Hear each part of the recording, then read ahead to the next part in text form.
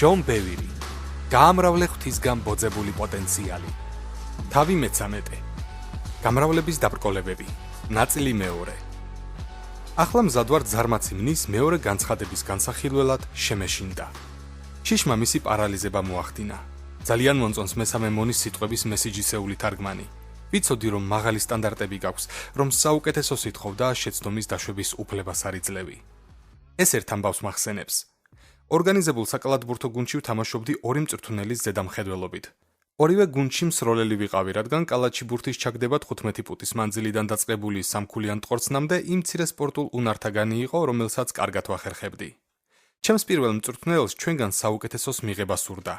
იგი ყოველთვის გვამხნევებდა და კონსტრუქციულ შესწორებებს გვაძლევდა ამ მდგომარეობამდე მისაყვანად. ვიცოდი რომ ის ჩემ მხარეს იყო და არა ჩემ წინააღმდეგ. მოედნის ყველა კუთხიდან გაბედულად ვტყორცნიდი ბურთს. ჩემდამე მისი რწმენა ამ გაბედულებას აღვივებდა. მეორე მწვრთნელი მისგან განსხვავდებოდა. მისი სიტყვებით მაღალი სტანდარტები ჰქონდა და შეცდომას არ მოითმენდა. როცა ერთხელ ვისროლე და ავაცდინე, მწვრთნელმა მკვეთრად შემისწორა მომდევნო ტაიმაუტზე და ამის შემდეგ ხშირად მიწევდა სათადარიგო ადგილის დაკავება. მისი ხელმძღვანელობით ბურთს კარგად ვერ ტყორცნიდი.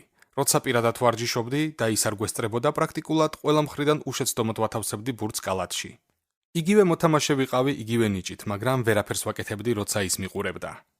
თუ ზემომოყვანილ მონაკვეთში მონის პასუხს გადავხედავთ, დავინახავთ, რომ ბატონს ზუსტად ისე აღიქვამდა, როგორც მე ჩემს უკმაყოფილო მწვრთნელს. თუმცა აქ დიდი განსხვავება არსებობს. რეალობაში მონის ბატონი საერთოდ არ ჰგავდა ჩემს მეორე მწვრთნელს. წინა თავში ნასწავლიდან გამომდინარე, ამიტომ არის მნიშვნელოვანი, რომ დრო გამოვყოთ ღვთის შეცნობისთვის. იგი საერთოდ არ ჰგავს იმ ზარმაცი მონის წარმოდგენას მის შესახებ. ღმერთი ჩვენს მხარეს არის, მას ჩვენი სჯერა და გვენდობა. თუ მას ასეთად ვერ ვხედავთ, ადვილად ვემორჩილებით შიშს და ნიჭებს ვმარხავთ. ყველაფერი ვთქვით ამ საკითხზე და ახლა ორგულობის გამომწვევ სრულიად სხვა ფესვს განვიხილავთ. როგორც წინა თავში იყო ნახსენები, არიან ადამიანები, რომლებიც ღმერთს იცნობენ, მაგრამ მაინც აქვთ შინაგანი ჭიდილი და შიშსაც ექვემდებარებიან. ამას გარკვეული მიზეზები აქვს, რომლებსაც წმინდა წერილი ეხება და მათზე თავის დარჩენილ ნაწილში ვისაუბრებთ, სანამ დავიწყებდეთ რამდენიმე გონივრულ მოსაზრებას მოვიყვან შიშსა და მასთან დაკავშირებულ თემებზე. ადამიანს სიკვდილის კი არ უნდა ეშინოდეს, არამედ იმის, რომ ცხოვრებას არასოდეს იწყებს. მარკუს ავრელიუსი. ნუ შეგეშინდება სიახლის წამოწყების. გახსოვდეს, რომ მოყვარულებმა კიდობანი ააშენეს, ხოლო პროფესიონალებმა ტიტანიკი. უცნობი ავტორი. ჩვენი უდიდესი შეცდომაა გამუდმებით შეცდომის დაშვების მოლოდინით ცხოვრება. ჯონ კეი მაქსველი. ადამიანის უდიდესი აღმოჩენა, უდიდესი გაკვირვება იმაში მდგომარეობს, რომ შესაძლებელია აკეთოს ის, რისიც ყველაზე მეტად ეშინოდა. ჰენრი ფორდი. მოდი ჩვენი მსჯელობა მყარი ჭეშმარიტებით დავიწყოთ. არაჯანშაღი შიშის საწინააღმდეგო საშუალება ღვთის სიყვარულია. როცა ღმერთი და ადამიანები უპირობოდ გვიყვარს, შიში ნადგურდება. როგორც იოანე მოციქული წერდა, სრულყოფილი სიყვარული დევნის შიშს. იოანეს პირველი წერილის მეოთხე თავის მე-18 მუხლი. რაც შეეხება ამ ჭეშმარიტებას, არასოდეს დაგვავიწყდება სან-დიეგოში სულიწმინდასთან შეხვედრა, რომელმაც თვალები ამიხილა. ის იყო მსახურება დავასრულე და ჩემს ოთახში მარტო ვიყავი. უცებ აღმოაჩინე, რომ შიშს ვგრძნობდი ჩემს ვაჟებთან დაკავშირებით. არაერთხელ მომისმენია მსახურთა შვილების თავს გადამხდარ ტრაგიკულ შემთხვევებზე. ზოგი ელექტროდენის დარტყმამ მოკლა, სხვები ავტოკატასტროფაში დაიღუპნენ, დანარჩენები ნარკოტიკების დოზის გადაჭარბებით ან დახრჩობით და სხვა ამგვარი. იმ დროს კიდევ ერთი ტრაგედიის შესახებ შევიტყვე და ყველანაირად ვცდილობდი შინაგანი მღელვარება დამეძლია, რომელიც თანდათან მიპყრობდა. მოულოდნელად გულში გავიგონე, შვილო, შიში სასიგნალო ნიშანია. ის მიუთითებს შენი ცხოვრების იმ სფეროზე, რომელიც ჩემთვის ჯერ არ მოგინდია. ეს სფერო ჯერ კიდევ ხელდგიპყრია. მისმა სიტყვებმა ჩემი ყურადღება მიიპყრო. უცებ გავაცნობიერე, რომ საკუთარ თავზე ისეთი საქმე ავიღე, რისი შენარჩუნების ძალაც არ მქონდა.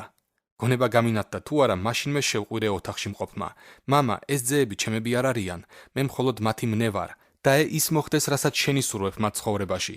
შეგიძლია ცხოვრების შუა წლებში წაიყვანო ისინი ზეცაში, როცა მათ მისაღებად მზად იქნები, მაგრამ მე გაბედულად გთხოვ, რომ მათი მხრიდან აღასრულო ყველაფერი, რის საკეთებლათაც დედამიწაზე გამოგზავნე. კიდევ უფრო ხმამაღლა შევძახე. ეშმაკო, იესოს სახელით შენ მათ ვერ შეეხები.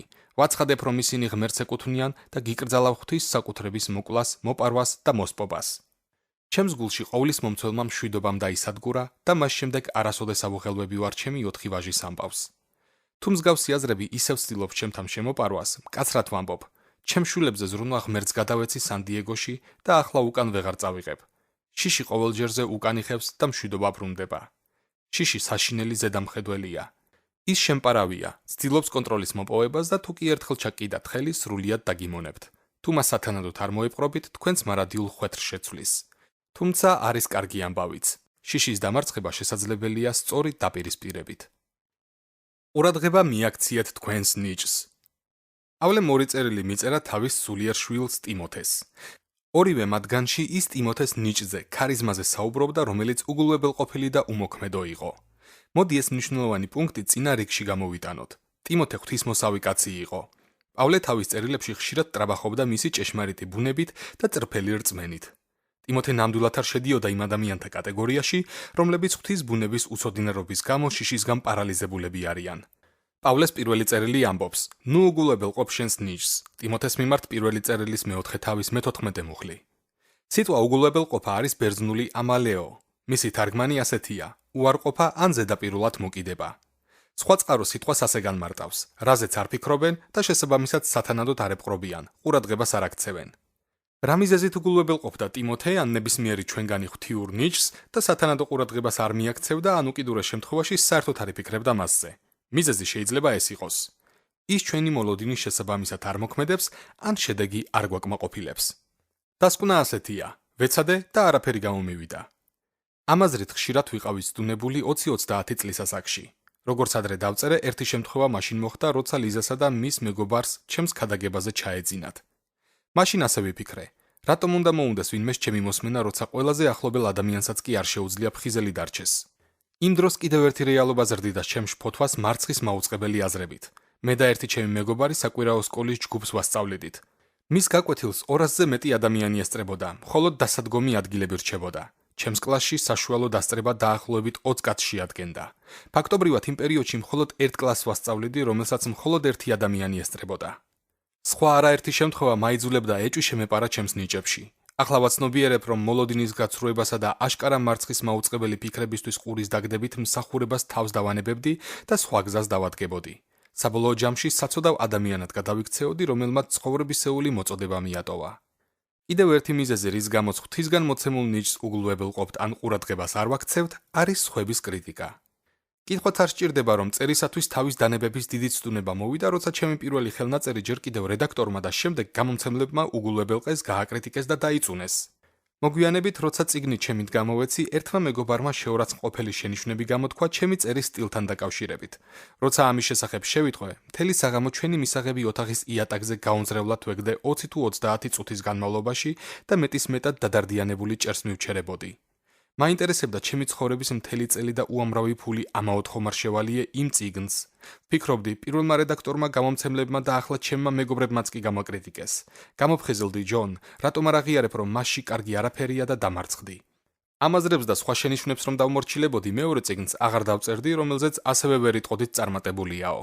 მახსოვს, როგორ გავუგზავნე ის ბიბლიის სკოლის ყოფილ მასწავლებელს და მან სასტიკად გააკრიტიკა. ამან კიდევ უფრო დამანგრია.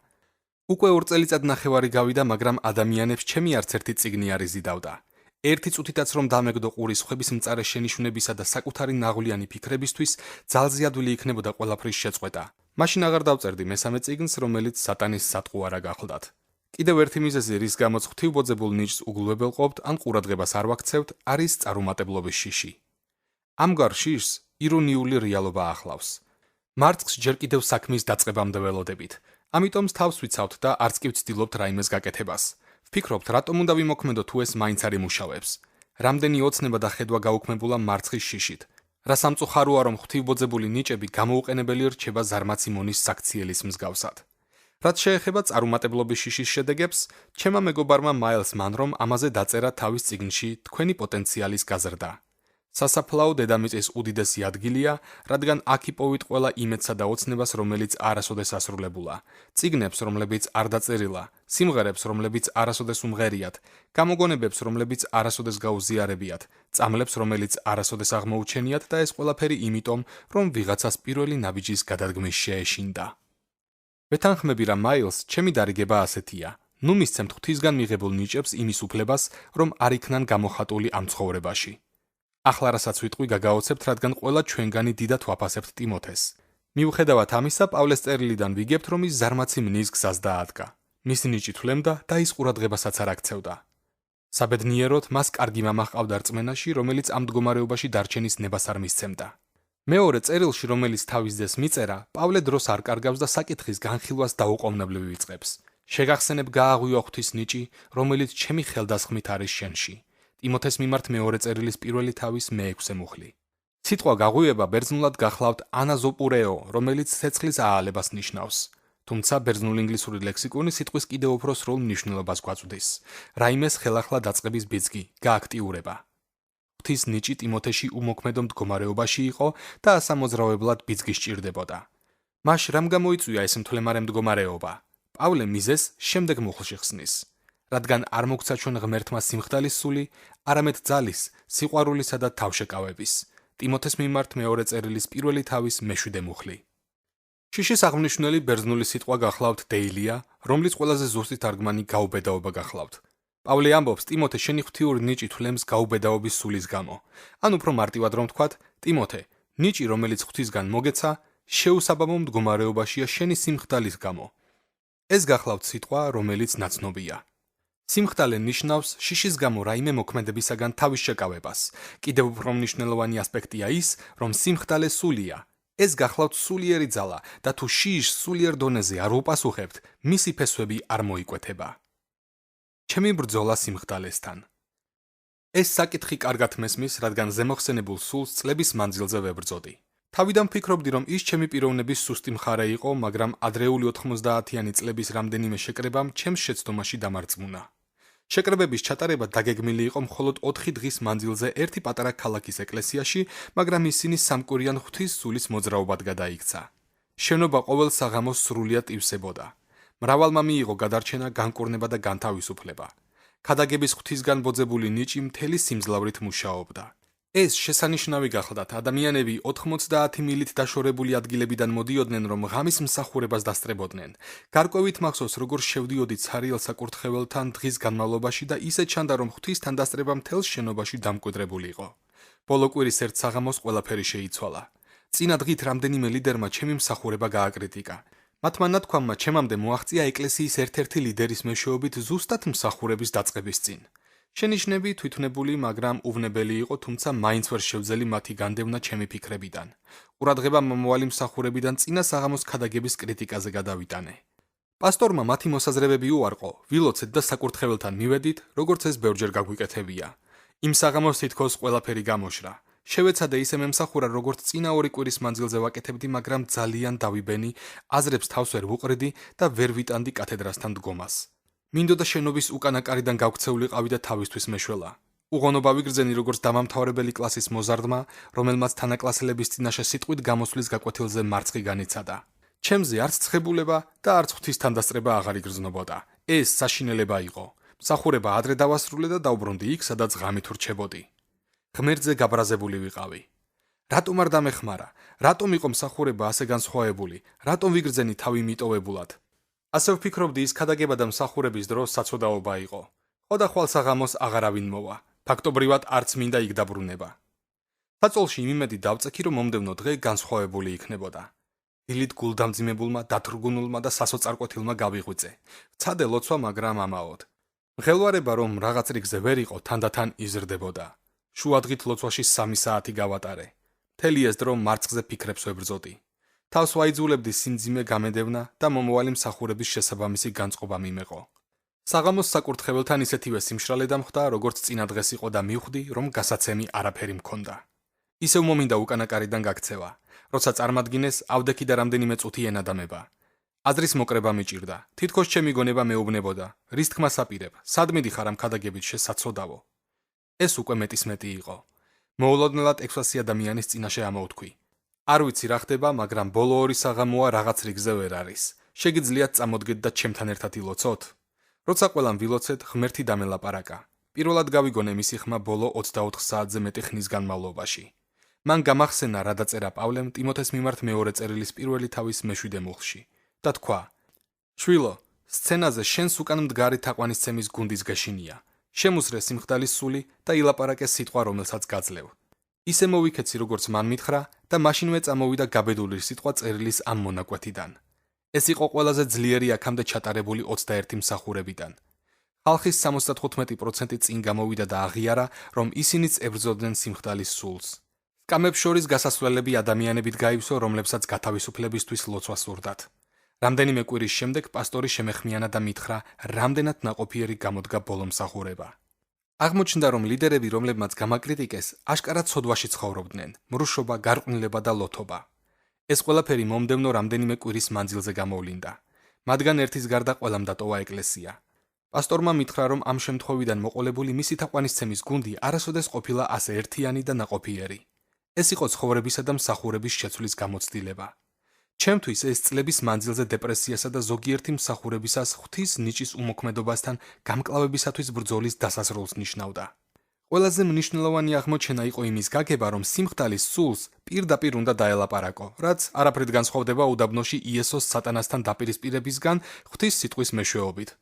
იესოს ღვთისთვის არ უთხოვია შემოტევებისგან დაცვა, მან პირდაპირ მიმართა ეშმაკს მტკიცედ და მიზანმიმართულად.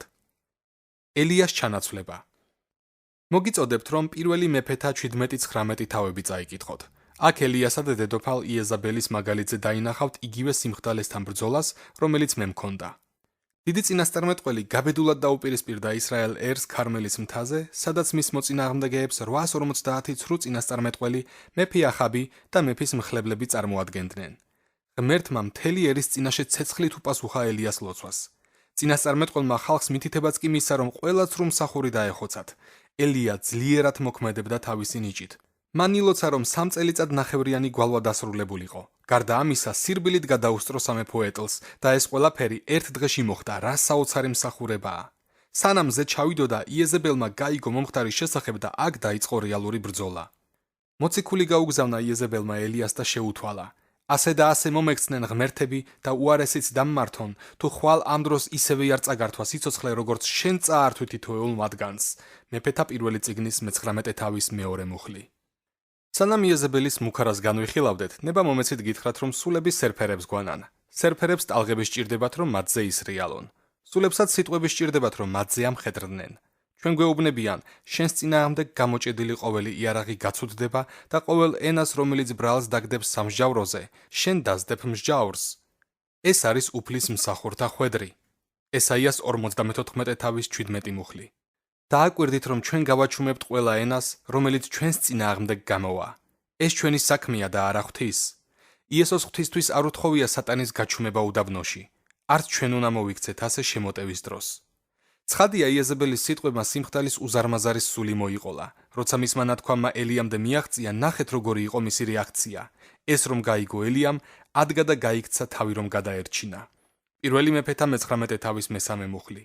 კაცი, რომელიც წინაღუდგა მთელ ერს, ცრუ წინასწარმეტყველებს და მეფეს, ახლა გარბის. მან გადალახა ისრაელის მიწა და ერთი დღის სავალზე უდაბურ ადგილას მივიდა.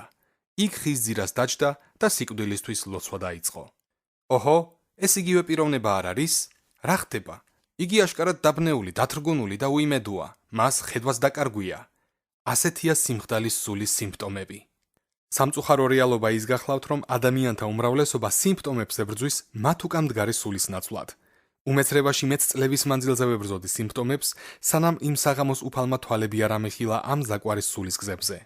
მერყეობდი ჩემს ნიჭში მოქმედებისას და ვერ გამეგო რა იყო მიზეზი. ელია დანებდა, მაგრამ ღმერთმა გულდამძიმებული წინასწარმეტყველი შორეულ მოგზაურობაში გააგზავნა. მას ანგელოზი გამოეცხადა და საკვებით გაამაგრა ხანგრძლივი 40 დღიანი მგზავრობისთვის სინაის მთამდე.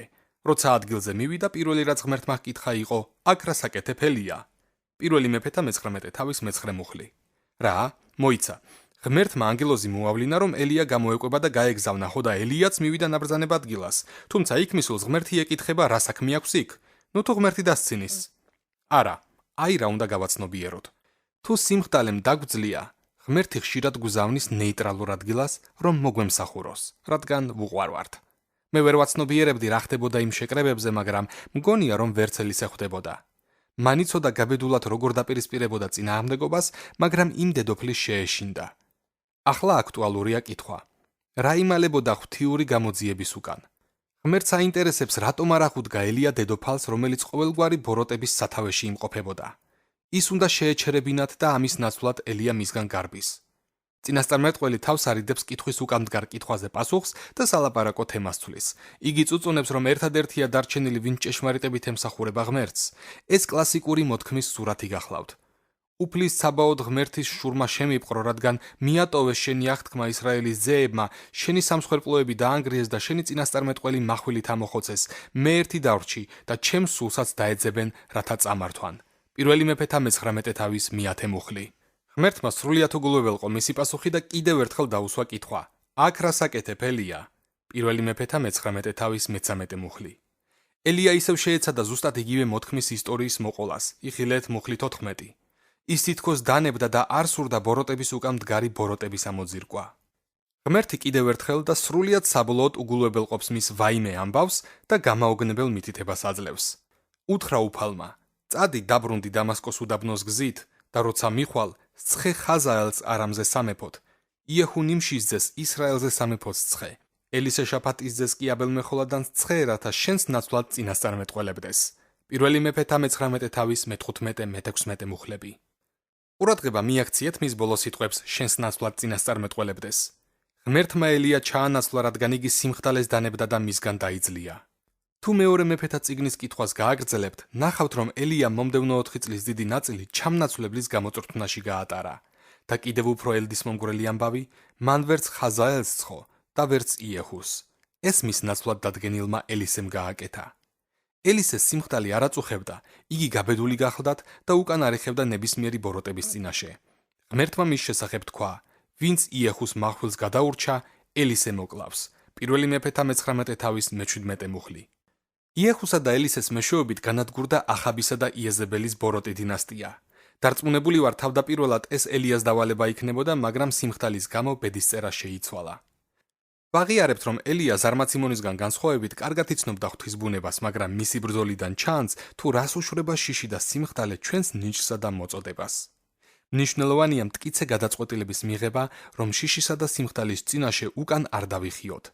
ღმერთი ზურგს გაგვიმაგრებს, როცა ამ ძალის წინააღმდეგ გამოვალთ. მისი დამარცხება შესაძლებელია, მაგრამ მას ღვთის სიტყვითა და აღთქმებით უნდა დავუპირისპირდეთ. ვიმეორებ, რომ ღმერთი თქვენს მხარესაა. იგი გენდობათ. მას სურს, რომ აყვავდეთ მისგან მიღებული ნიჭის გამოყენებით. უკან ნუ დაიხევთ. ნურავის და ნურაფერს ნუ მისცემთ უფლებას, რომ თქვენი მისიისა და ხვედრისგან გადაგახვევინოთ.